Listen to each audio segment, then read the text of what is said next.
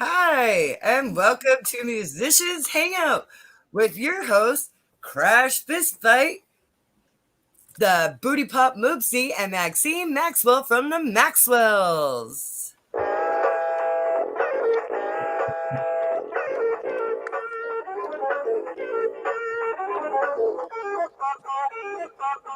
Hey everybody, happy Wednesday. And as you saw, we have a totally new look to our show. Oh my gosh, a whole new format for our new season. Season 3 is upon us, everyone. Welcome back to Musicians Hangout. Season 3. It feels weird just being an icon. I'm just over here waving. Nobody can see me. Yeah, so as you can see, we have a little bit of technical difficulties going on tonight. One, Crash doesn't have a camera tonight, but that's okay. Hello. Hello, welcome back. We're definitely still trying to work out some broadband issues too, so bear with us. I'm going to go over our Musicians Hangout mission statement, and then we'll get to our interview with the ex-offenders. All right. Our mission statement here at Musicians Hangout is to be part of a revolution, to create friendships with other artists, and build a community network to save music. So thanks, guys, for joining us and being part of this movement.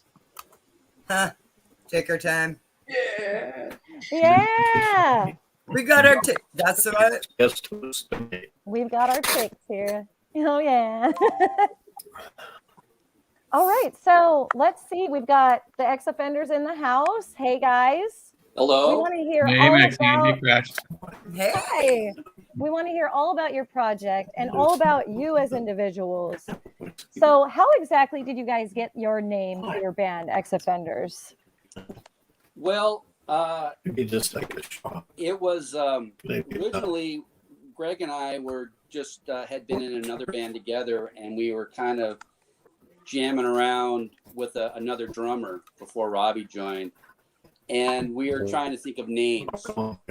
And so at one point, Greg and the other drummer Mike, they were both adopted. So we said, well, maybe we should call ourselves the Orphans, right? And so then we said, well, technically we're not orphans because we were adopted, right? So Yeah. So we're actually ex-orphans, right? That's kind of how the names came up, right? Yeah. Then we didn't really like that, so we came up with XO. And so originally for a while when we first started the band, it was XO. And then we said, well, I don't want anybody to think we're kissing and hugging all the time. Right. So why don't we? That's had me sound a little bit Why tougher. not? Right. So we wanted to sound a little tougher. So we said, well, let's just start thinking of words, right? And that's how we came up with ex-offenders. So I love it. yeah. Well, and yeah, your style is more Ex-Offenders. It's not really hugs and kisses. You guys are like raw rock. So Yeah, I get very it. raw. Very raw. I love it. I love it. Yes. Well, very cool. How long have you all been jamming together then?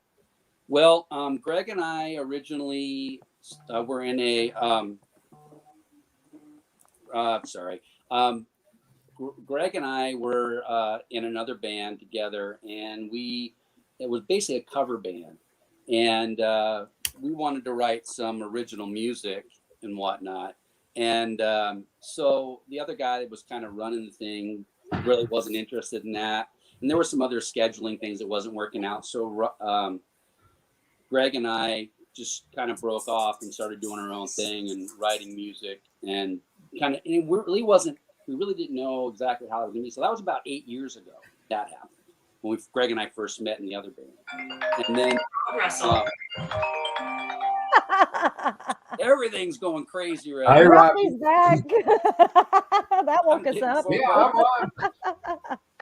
Oh my goodness. Anyway, we left and we just started kind of jamming with some people we knew.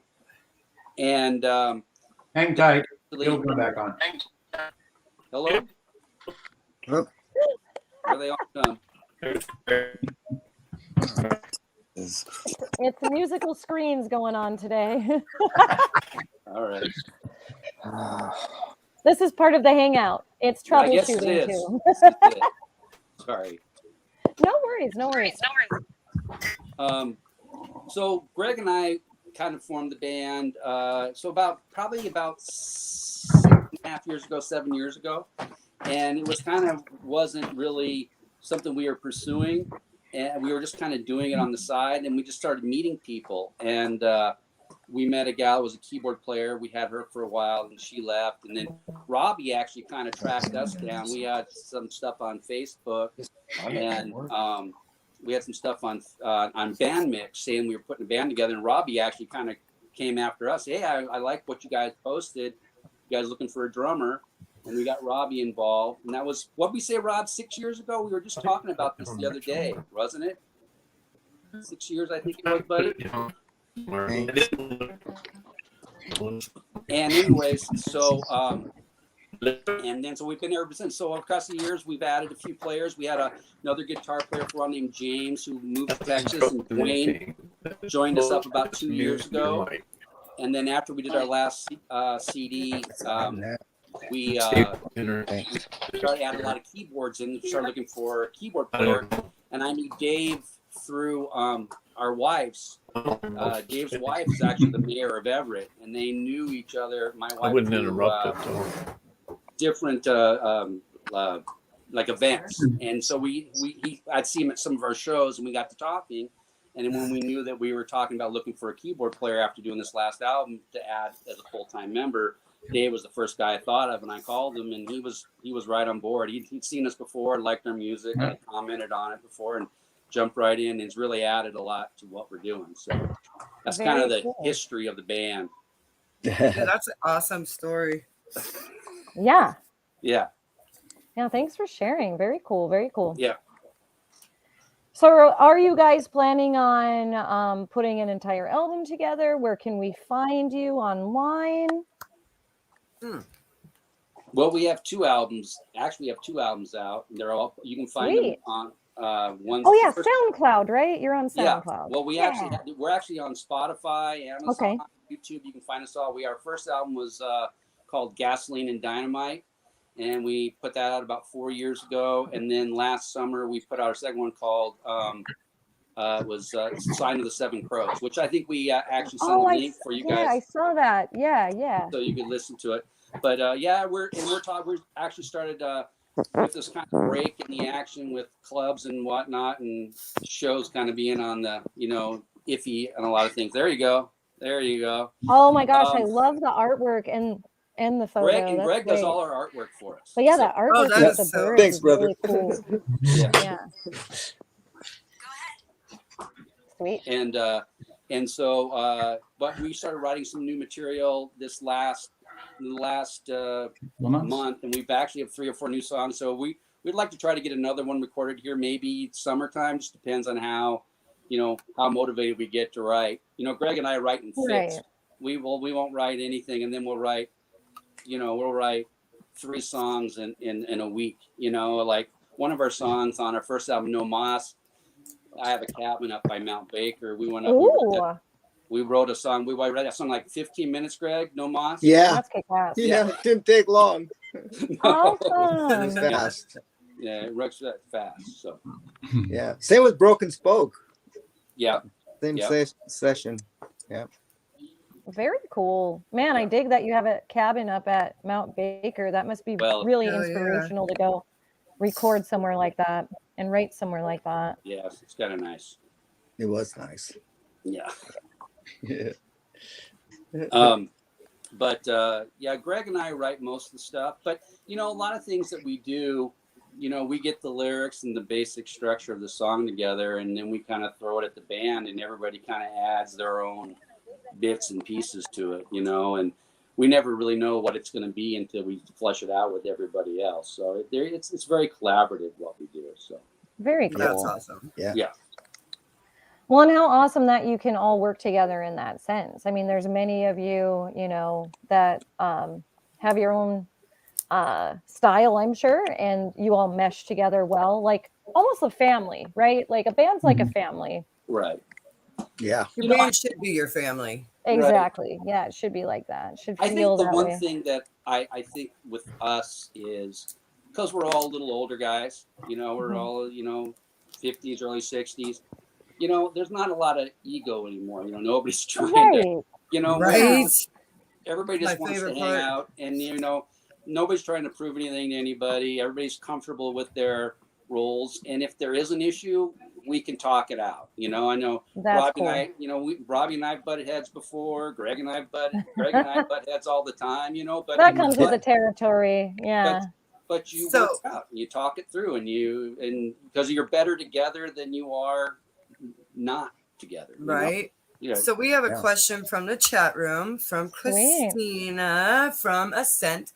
She says, I'm dying to know at least one influence for each of them. All right. Greg, what's your influence? Elvis Costello. Oh my gosh. Dude, Right down to the glasses, even. Yeah. Elvis Costello is a flip, though, Got me man. every chance Yeah, I he's get. badass. Well, when you hear him sing, he sounds like him. So I mean, Wow. Yeah. Yeah. That's very cool. Very cool. All right. How What about about you, David? Let's see. Yeah. For this band, probably my biggest influences are Deep Purple and Stevie Wonder. Try to bring kind of the interesting sounds of both those crews.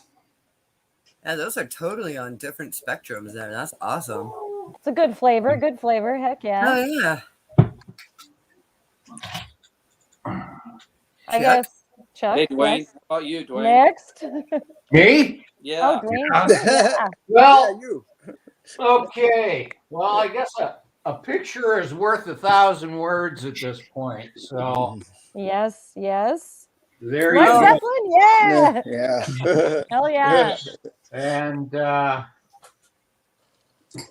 yeah, so Jimmy Page was a major Oh. influence on me. I used to get Gotta into love my sister's room when she'd go out on a date, and I'd go through all of her records that she had in her room, and I'd play them all. And when I heard Heartbreaker off that album, that sunk the teeth into me really good as far as guitar playing and rock and roll and music in general. And it's just kind of like, I want that job. Hell yeah. Yeah. Right? Couldn't agree more. And Mhm. the rest is history. So Um, anyway, Rob- somebody else can go. Rob's muted, so if you guys get Robbie, that would be. Oh, let's help you. Help Rob. Yeah. There we I go. could have done There sign we go. language. but- Okay, you got it. Right. So what was the That's question? sign language for you. What was Sorry, your Robbie. biggest influence? One of your musical influences? Influence definitely John Bonham, Led Zeppelin. You know, I've been playing since I was 5, and always wanted to hit hard like Bonham. I like Thin Lizzy, all kinds of rock and roll. You know, that's about it.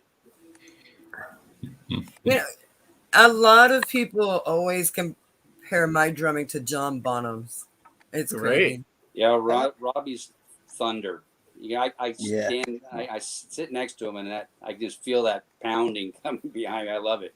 That's appreciate awesome. There's no one like him. He's so awesome. Yeah. I appreciate that. You're There's too nothing kind. better than a really good drummer, because a good drummer makes or breaks the band, you know, and I speak Yeah. from being a percussionist myself, you know, and we got to really hold our standard high to keep everybody on time. That's Yeah. right. Here we go. Mhm. Yeah. Nothing works without that. Yeah. Yep. Well, I it's got just- something for you guys, for you Led Zeppelin fans. That's my dad.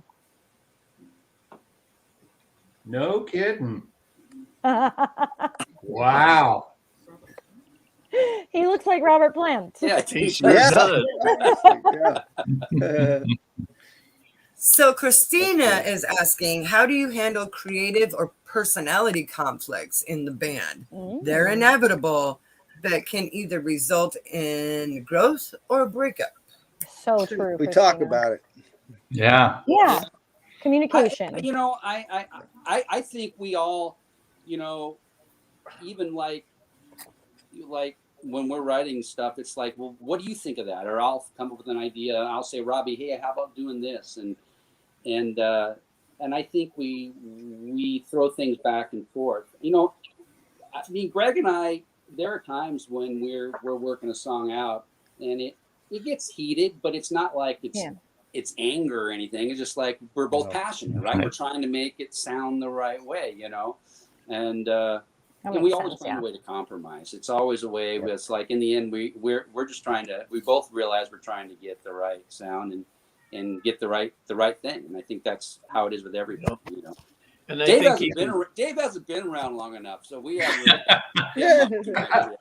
Yeah, but I think something that I noticed from the get-go is just the the camaraderie and respect of everybody in the band for one another, and so I think one of the things about getting older in the music world is you just don't have time for playing in a band with people that you don't adore, and so I felt from day one people were excited to have me here, and people were excited to be amongst one another and make great music. And I love that. what more could Yeah, you me too. I think what Chuck said, he'll make a suggestion. Greg, any of the band members will make a suggestion on, for me, fills or, crashes or different suggestions. And it just kind of works out. And that goes for all band members. It just evolves. Even some of our original songs, Nothing to Say comes to mind, where it was a set song. And we even changed that and did some differences in the middle, and so we kind of evolved some of the tried and true originals even. Sure. Yeah, we're always messing with stuff and finding things, that you'll hear something and it'll just be like, hey, we should try this. Sometimes it does, sometimes it doesn't, but we're always willing to change things up. There's songs we recorded that we don't even play them. It's like Bad Influence on our first. We don't even play them. It's not the Doors song. Yeah. Right. But we do have some heated conversations over certain songs. So we have. I mean, that's just part of being in a band. But then it gets worked out, and I think the most trying times is when we're trying to go over songs and get the timing down for me, the tempo, and that gets a little tedious, but it comes out in the wash with the quality of the music. Right. Yeah, Robbie and I lock in pretty well. I mean, I've heard that comment from other people. That's awesome. You know what? We when you can never do that. did go over who plays what. Okay. Oh yeah, please tell us. Yeah. Well, I play bass and sing, and and Greg and I split vocals. So Greg and I kind of split the vocals. So very cool. Very cool. Greg, I play the tambourine. Occasionally I'll play the drums. Triangle. I do background. I play the background shaker. singing. I play the xylophone, I guess, then. Yeah, right. If I'm on shaker, you're definitely on the xylophone. Ain't nothing like a xylophone player, yo. Dude. Yeah. Bongo bongo. Oingo boingo. No, yeah. if you guys didn't guess, Dwayne plays guitar. Yeah. Really? I really play That sounds kazoo. That's all I do. Oh. I'm going to kind of praise on Greg a little bit. I think we're all very fortunate to play with him. He's an exceptional guitar player, and very cool. I think every guy that's ever come to me, every Dwayne, James, anybody we played with, they all just like lock on him and start listening to him because he's a very talented musician. Yep. So Oh, thanks, brother. Greg is Very the linchpin to it all. I will tell you that. That's very nice of you to say. Oh, I You're feel gonna make the me love, blush. guys. That's great. Yeah. I Well, love that it. comes, and that's perfect for our next question Sure. from Christina. Sorry, we should just hire her to do the question. How do you handle songwriting credits since there are 5 of you? Ooh. Well, for the most part, Greg and I take all the songwriting credits. We do write most of the music in terms of everything, and we're more than willing to give. Now, if we were making a lot of money, I would definitely be more than happy to share the. I giggle. Share True. the Who wealth. in the music industry does. But we all arrange we work at things. it. We work at it. We spend we time all arrange it. working on stuff.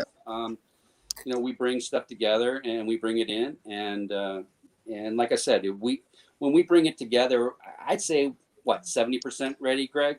Yeah, about that. Yeah. And then we just let the guys put their own little spin on things, and so yeah. And I don't think there's been an issue. I mean, I nobody's ever Nope. Nobody's happy with that. That's awesome. Go ahead. I just appreciate that you shared, the fact that sometimes you're passionate in your conversations with each other and you work it out through communication. And that reflecting on what we said earlier about your band being your family, that's what families do too. I mean, when you have a healthy relationship in your family, you do the same thing. So you can tell you have a really awesome dynamic between all of you. Good vibes, right? Chris says good vibes. Totally. Yeah. We can feel That's it. for sure. Yeah. You got to have communication in any relationship to make it work properly. Especially for this long. I mean, this is the longest I've been in a band ever. I've been in a lot of bands, but none for 7 years. So, 7 years. Yeah. It's amazing. Yeah. So we must get along. Be married that long. Do something right. Even through the COVID. Yeah. Oh my goodness. Yeah. An outlet for that, Right. Yeah, it's been an outlet for a lot of us during this time, definitely. And it's made us, it's challenged us as musicians so that we're more well-rounded, I would say, and more inspired too, perhaps. So you all kind of mentioned what your influences were and what your position was in the band, but we also want to hear from each individual how you started out your journey as a musician. So let's see. How about Greg go first again? I'm going to kind of go in a circle from where I see you in my screen. I started playing guitar when I saw the Beatles on Ed Sullivan. That dates me. But so ever since then, I've caught the bug and I've been in a band ever since. Hell yeah, that's cool. Yep. I dig it. I saw some old photos of you, like when you were you showed me, I don't know if you showed me or Suzanne showed me, like when you were like 20 or something. You look just like Dylan. I mean, the hair, the I whole used to have curly hair. That's the got truth. The curly hair, the whole I had a big head of hair in those days. Yeah. Well, sweet. How about David share next? How did you start out? Sure. David? Let's see. Well, so the house I grew up in, we lived next door to a piano teacher, and she started teaching my older sister piano lessons. And we lived in a tiny house, like 600 square feet for a family of 5. It was cozy. And so I would be listening as my sister was working on her lesson, and then I would just go and I would play her lesson. And there's nothing an older sister likes more than having a little brother try to show her up. So eventually, I decided to do my own lessons, and so it kind of took off from there. So I started with classical music. In high school, of course, I had to join a rock band, and I played jazz along the way as well. And so, I just love pretty much any music, and so I think, just finding an outlet and people that you want to play music with. Yeah, absolutely. That matters a lot. Thanks, David. Yeah. All right. So Chuck is next. How did you start out your journey as a bass player or all-around musician, Chuck? Well, yeah, I'm basically a bass player, right? But it's actually I'm kind of late to the game, to be quite honest. And it's actually kind of funny how it all started. Was when I was in high school. I went to I went to Langley on Whidbey Island, and in my school, the junior high and the high school were combined. And I played trumpet, and, but never really got into it and whatnot. And so one day I was at home. I was a junior in high school, and the high school music teacher lived across the street from me. And he came over one day, knocked on my door, and he says, "Hey, Chuck, do you want to play bass in the junior high band?" I Heck go, yeah. "Well, sure, but I don't know how to play bass. That seems to be a problem." Right? No, not at all. Here's a That bass might be kid. that might be an issue, right? And he goes, "Oh, don't worry about it. I'll teach you." So basically, A he teacher brought me in. knows. Yeah, so he took me into his, and I could read music, so I had that going for me. I could read music, so he just brought me in, and he says, "Okay, so here's your E string, and this is where it is on the sheet music." And then so I learned to play by reading music. And so basically he just gave me like 6 songs. He says, "Go learn these songs." And that's kind of how I started playing bass. And so I played like in the junior high band when I'm in high school, like all through my last 2 years of high school. And then I played a little bit when I went into college. But I didn't have the bass I had broke, and I had no money, so I kind of stopped playing. And I stopped playing for like 25 years. What? And my Oh son, my. and Wow. I just kind of lost it. I just forgot about it, whatever. That's And my a long son started time. playing guitar lessons, and I started telling, I started doing the dad stories, right? Yeah, Oh, I yeah. play bass. I did this. I did that. I'm doing that whole routine, right? Mm-hmm. And so then my wife said, "Okay, well, here you go." And so she got me some lessons from the guy that was teaching my son. And I just started playing again. And I kind of got back into it. And then I met a couple people, and I met Greg, and I just kind of started getting back into it again. So really, I only started playing again within the last 8 years, 7, 8 years. Yeah, 8 years. So probably about 2 years before I met Greg, I had started playing again. So, Well, welcome back. Wow. Yeah. that's my I'd turn. say, You got yeah. good fast. And we have a question for you, Chuck. Corey wants to know, like, how's your leg doing? Oh, Yeah.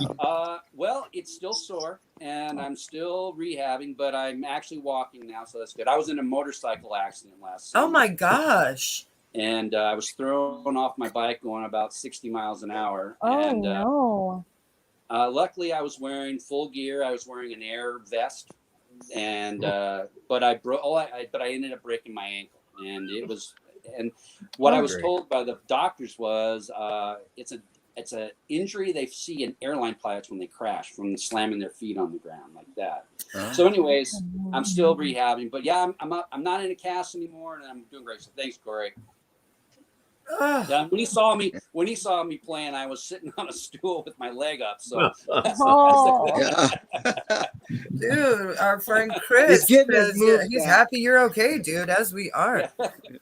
Yeah. A friend of mine, Tony Hatch, was in a horrible motorcycle accident a few years that's ago. right. Yeah. He was in the band Nocturnal Mayhem, guitar player, and he played a couple shows where he was on stage on a stool. Oh, And that's rocking that's out. hardcore, dude. That's That was hardcore. Dude, we It's gave hardcore. him mad props for that. That's That was love for music crazy. right there. Yeah, and yeah. unfortunately, it was a fluky thing. It wasn't like anything crazy happened. It was just a mechanical thing. So unfortunately, Wow. so I've been riding for years and never done anything. So yeah, it was.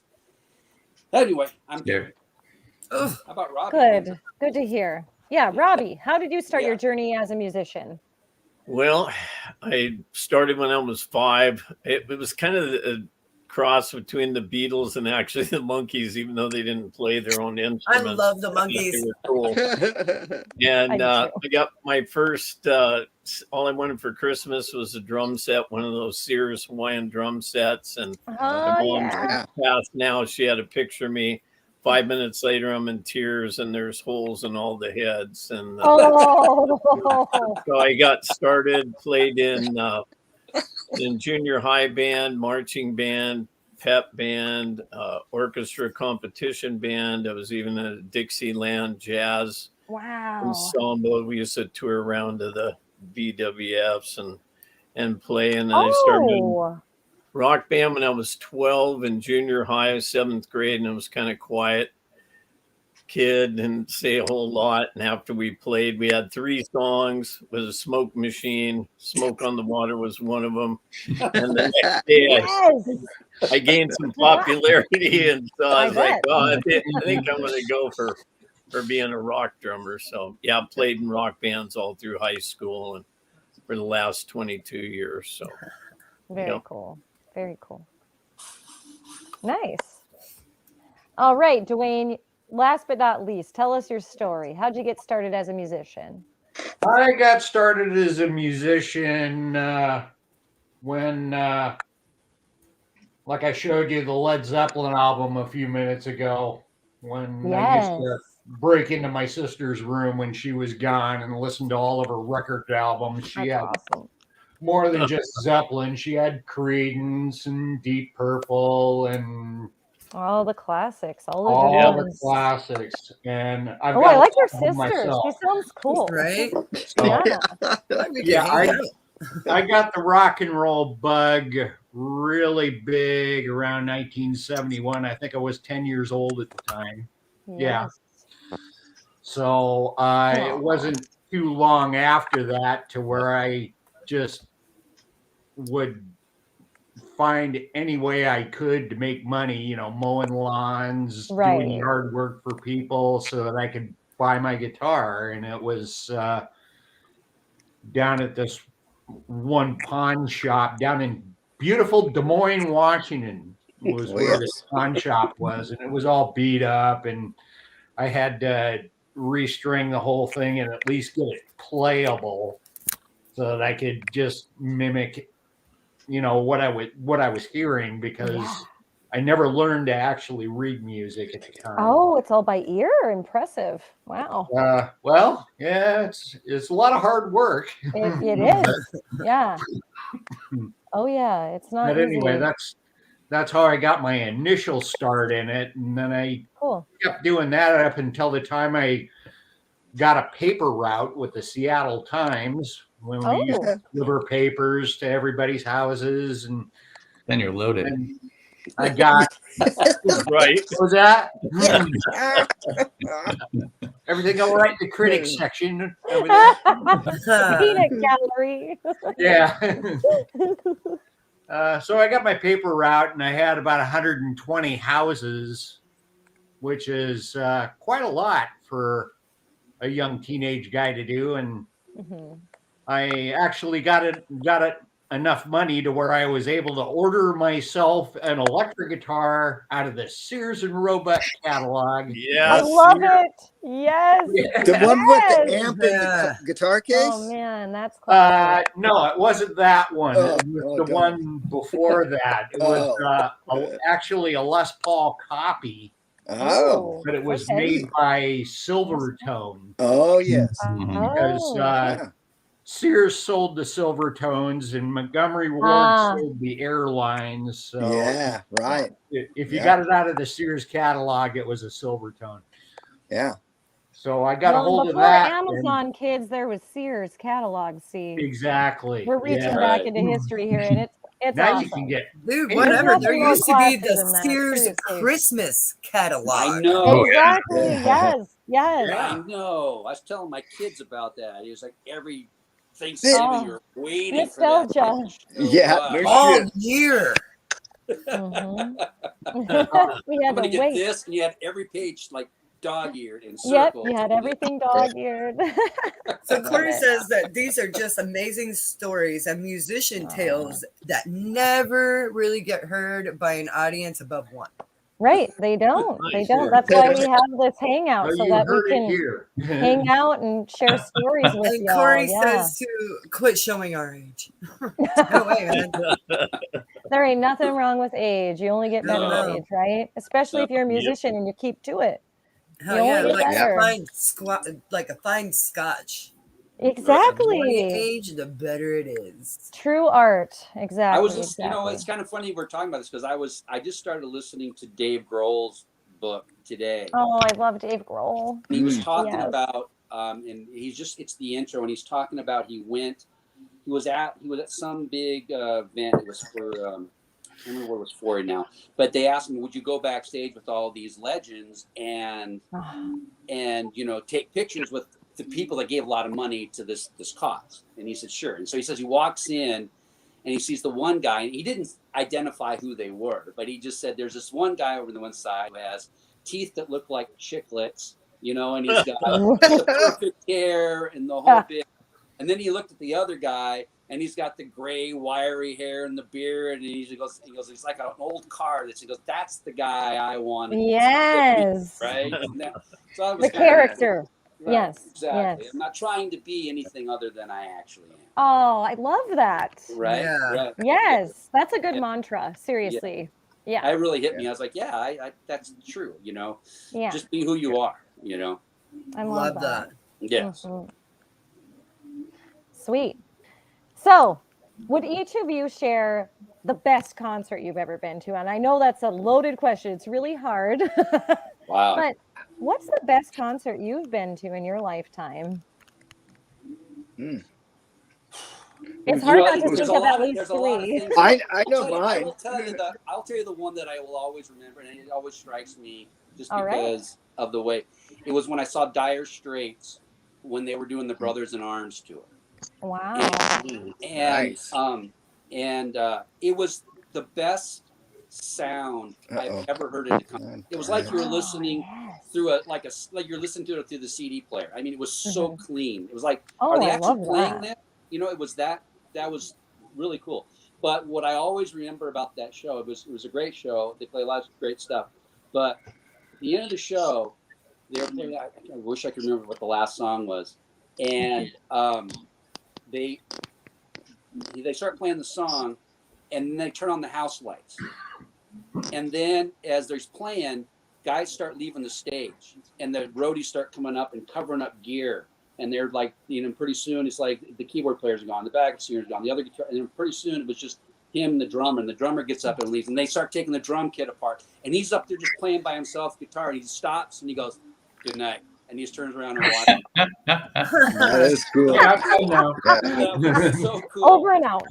Yeah, I'm done. That's it. We're not coming cool. back. That's it. Yeah, that's good.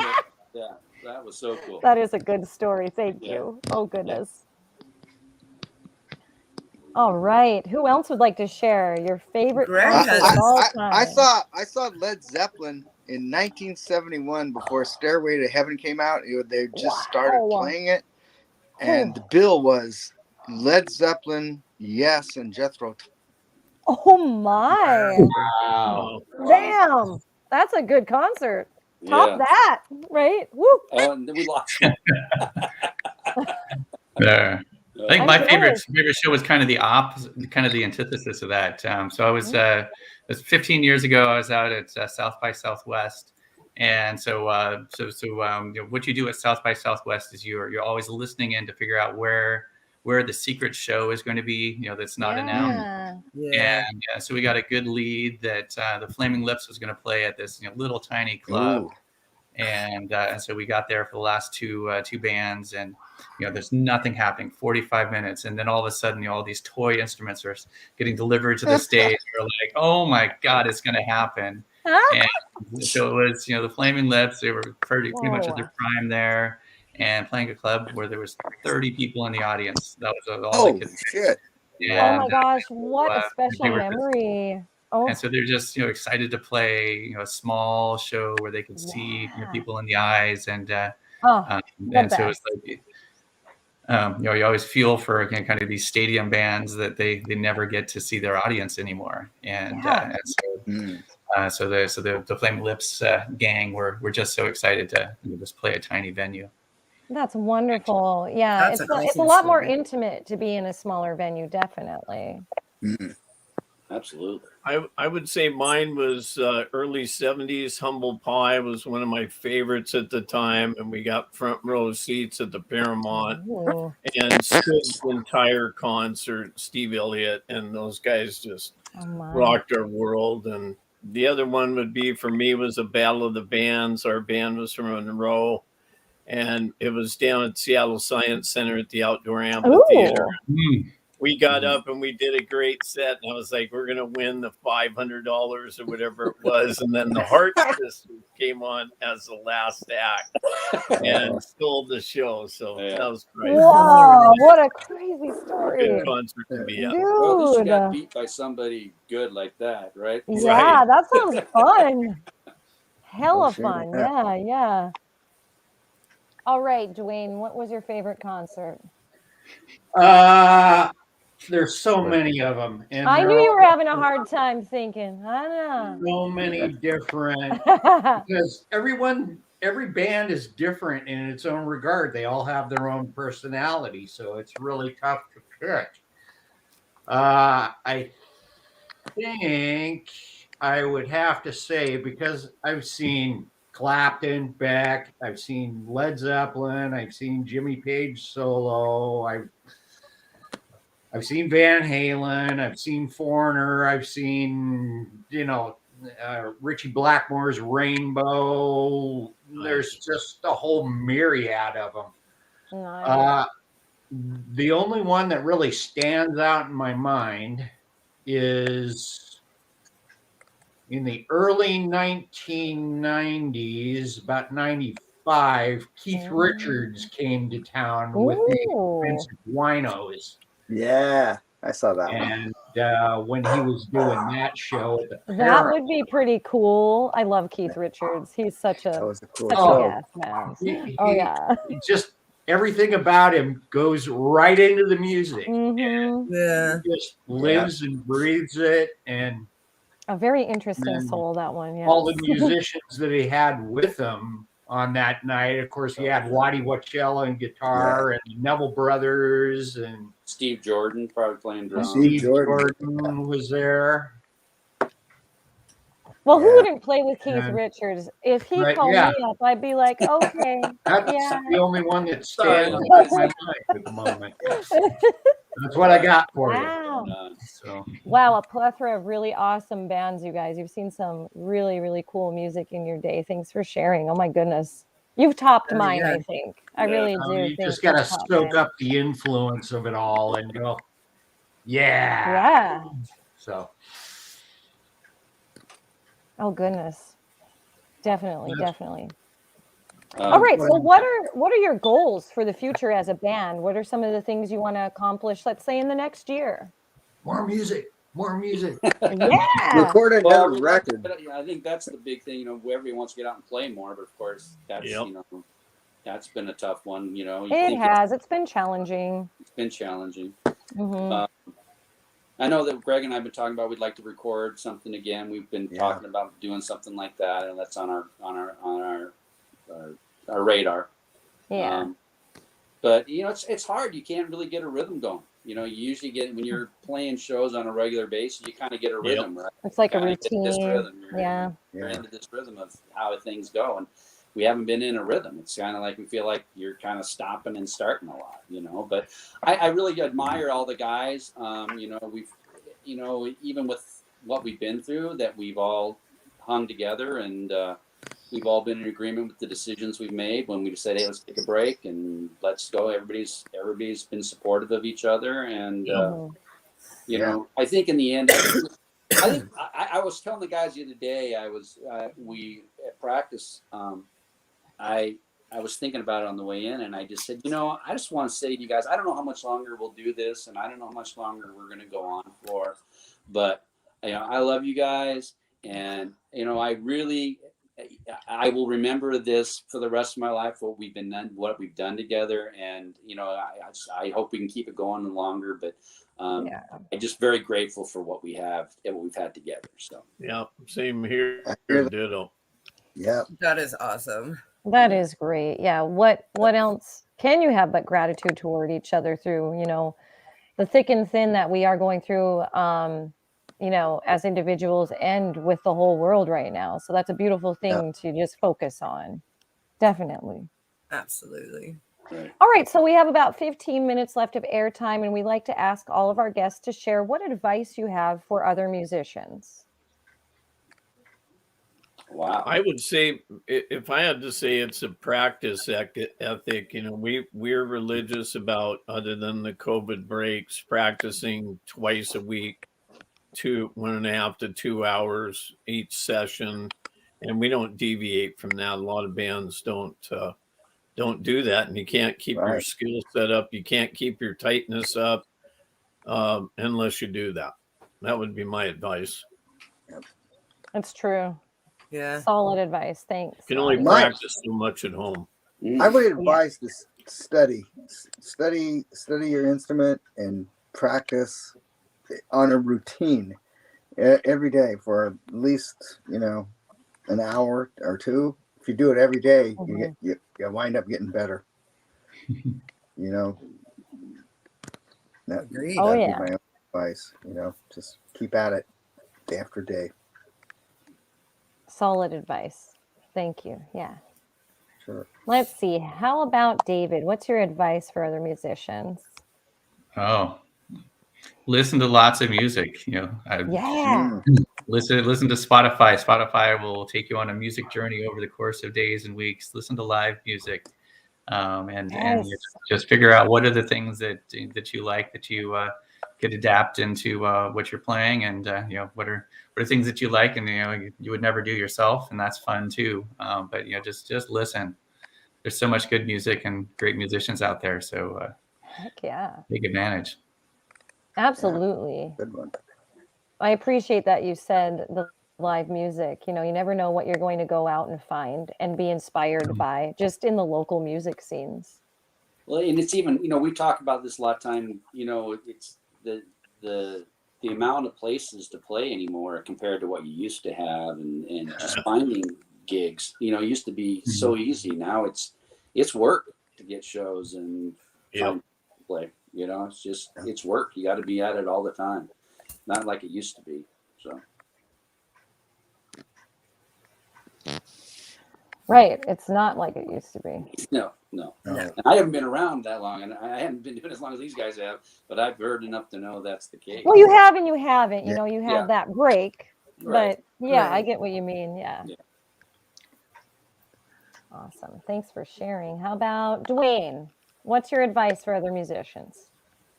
My advice for other musicians. Well, personally, I subscribe to the Carlos Santana inspirational method. I love heart, mind, body, spirit.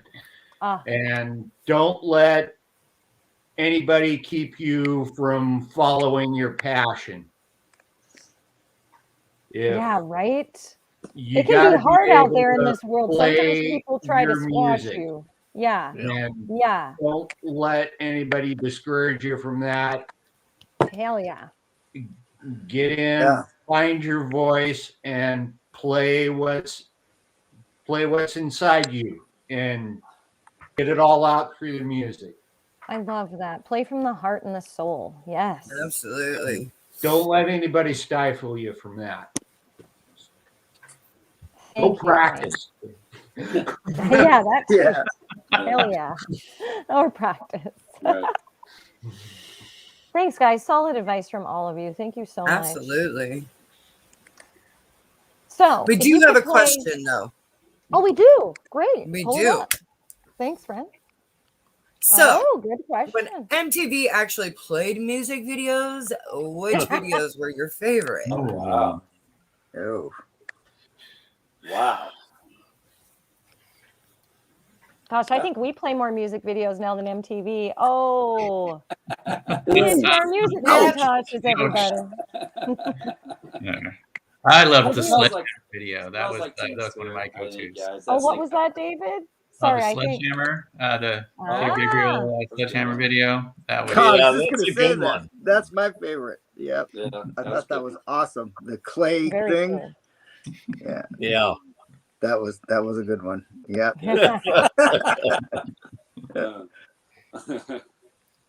Once in a lifetime, that was always a good one. Oh yeah. Another burning down the house. Yeah. Oh, that's a good one. Yes. Yep. Yes. I've always like loved that Dire Straits video, "Money for Nothing." Yeah. Oh yeah. That was a lot of fun. That was pretty funny. Yeah. Smells Like Teen Spirit has always been a good one. That's a good one too. I'll still watch that video now. Stop. Oh, see, Don is right there with me. He's like, aha. Oh yeah. Right? Great one. Take That's on what I me. was thinking That's a good too. one. Thank you, It's Don. Well, and huge shout out to Don. I wanted to shout out to Don Rush Yes. specifically because y'all probably saw our awesome video in the beginning that I didn't click on audio. Sorry, we'll have music next week. But Don made us an intro video, and a background. So we have a whole new look to Musicians Hangout. We're a whole new format. It's amazing. Thank Great. you, Don. Cool. Thank You you, rock. Don. Way to We go, heart Don. you. Yeah. Way to So be. surprise everybody. I was wondering. I saw that happen. Is something wrong with my my machine? I'm hitting it. When I couldn't hear the sound at the beginning. Oh, right. No, Yeah. that was me. That was totally me. My speaker on. Wait a minute. We forgot to going hit the on? audio button. Yes. It still yeah, looked cool though. It looked amazing. It Oh my did. goodness. It did. Like I'm blown away. Like I can't believe that an awesome fan and fellow musician in our music community made that for us. I'm Yes. so very touched. We're both very touched. So thank you. Lots of gratitude here. I know it's weird not having a camera on. I kind of feel not I here. miss you. We miss your face. Everybody does. The chat's been talking about it. I know. I saw that and I was like, I'm sorry. I don't have a camera. Alas, we're having Yeah. issues. What's new? It's Musicians Hangout. Exactly. Yeah. It happens. We make do. So we have one last question, and it comes from the chat room from our good friend JD. He wants to know what gear you guys use. Wow. Which is always a popular question. Yeah. Go ahead, Greg. This is your fun zone. PRS and Les Paul yes. and a Marshall. Yeah. Paul Reed Smith. Ooh. Pretty simple. And a stable of pedals. Yeah. Yes. Well, yeah. Right. Yeah. Yeah. And you know the pedal. Constantly changing pedal board. Do you switch them out or do you have them all in a line? No, I switch them out. Okay. I don't really have that many, but I have. Well, you never know. I've seen it. Yeah. We'll allow Corey it. will allow it. Thank you, Corey. Right. Our chat room sometimes is its own animal, let me say. It is its own animal. And I love that about you guys. I love it. I love you guys. Oh, I would never change our chat room, our fans, the bands that we have the amazing pleasure of working with and meeting. We hang out with the best people, let me say. Yeah, that's great. Yes, you do. We really do. Yeah. I know. See? Oh, Rebecca, love you too. We love you too, honey bear. We feel it. Oh, yeah. Well, guys, gear. So, Dave. Oh yeah. I have the simplest setup, so maybe I'll go next. Yeah. Sure. So I play it's a 20-year-old Nord Electro. So that's the bright red keyboard from Sweden, and has excellent electric piano and Hammond organ sounds, and so it works really well for this band. Dang, that's awesome. Sounds fancy. Yeah, and that's it. That's it. That's all. That's just one all red of these keyboard. awesome keyboards and such. Okay, I love it. Well, let's see. I play an Epiphone Jack Cassidy signature bass through Fender amps. So that's what I play. So, and I'm pretty much I just play straight, play no pedals or anything. I just play straight through. No, occasionally throw a sonic maximizer on there, but that's about it. So, dude, that's awesome. When I played bass, I never used pedals ever. I just like the straight sound of it. Me too. Potatoes, guys. Meat Especially potatoes. my bass is a hollow body, so the resonance. Ooh, oh my God! I bet it's beautiful. Oh. Where's it at? Is it behind you? Where is this? No, it's at the practice room right now. Oh, dang. Show and tell next time. Got my hopes up for nothing. Yeah, I know. Well, I rock a Yamaha. It's got the 22-inch deep kick. It's a Canon. Oh, yeah. Silken cymbals, even the hi-hat. It's a giant 14-inch. It's my favorite. Yeah. And black resonator heads. Those really make a difference. Those really do. They lots of drumsticks. That's right. Yeah, he doesn't put holes in heads. He just breaks sticks in. He gets hard. Corey. Looks like Corey's like quit drooling over the bass eye roll. So I could hear your eye roll, Corey. I know. Yeah. And I'm deaf. He was digging the bass. He's telling Crash to stop drooling over bass. Yeah.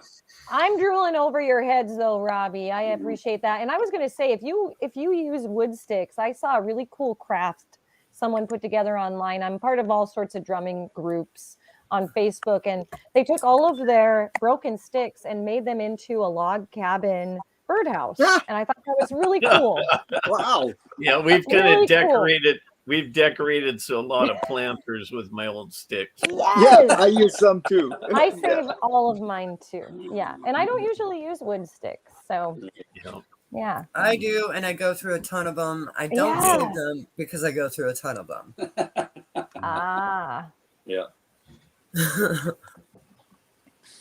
All right. Let's see. How about Dwayne? Tell us about all of your guitars, sir. Well, I won't tell you about all of them. We'll have to add another hour to the show to hear all about those guitars. Look how pretty those are. I love your display. That looks great.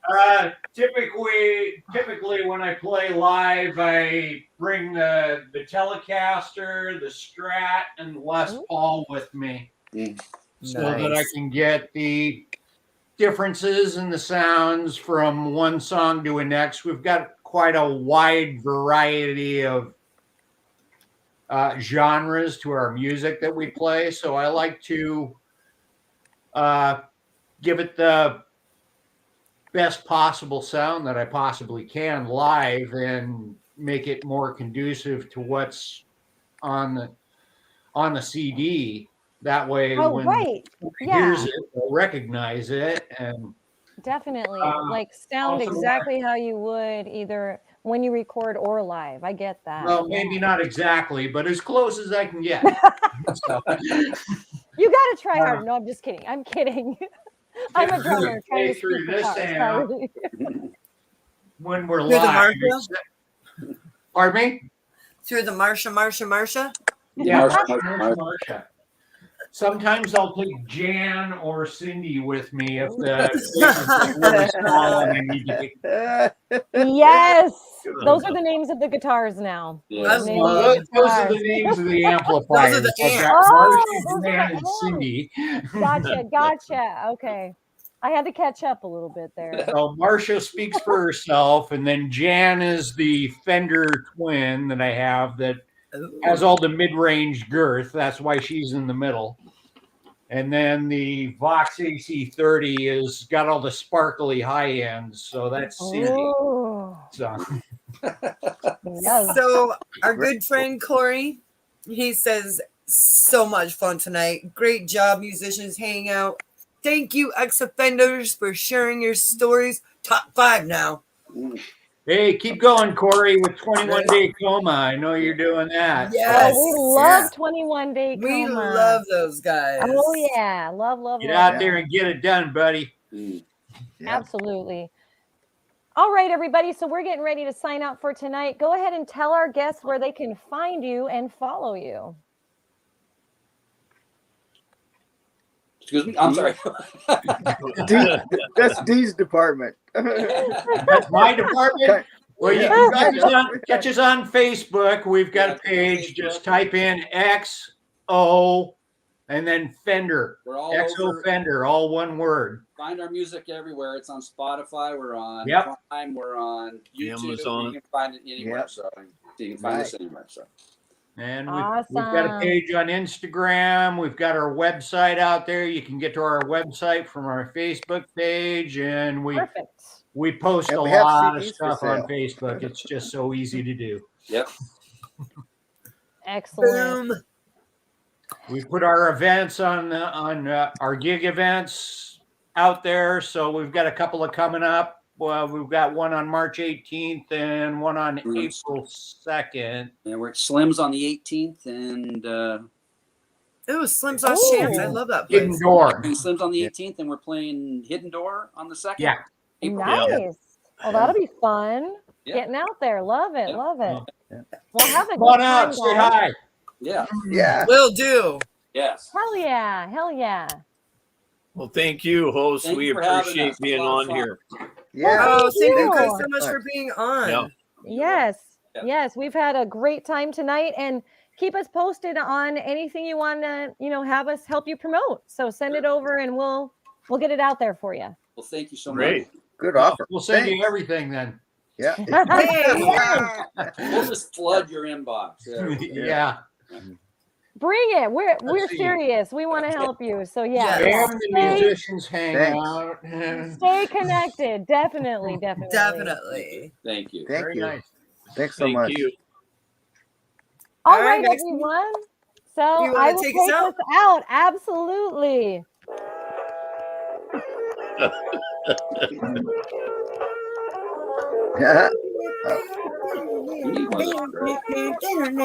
All right, everyone. Happy Wednesday. We will see you next week. Keep rocking. Peace out. All right.